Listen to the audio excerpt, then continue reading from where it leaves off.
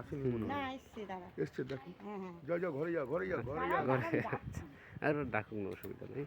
এটা হচ্ছে এই গৌতা! গৌতমদার বাড়ি না? এটা গৌতমদার বাড়ি। এই গৌতা বেরিয়ে গেছে, এই সামনে পুজোর আসন আছে, বট গাছ।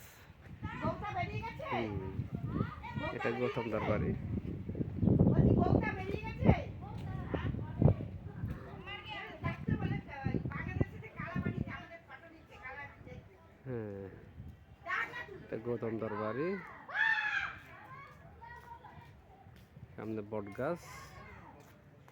আর এটা হলো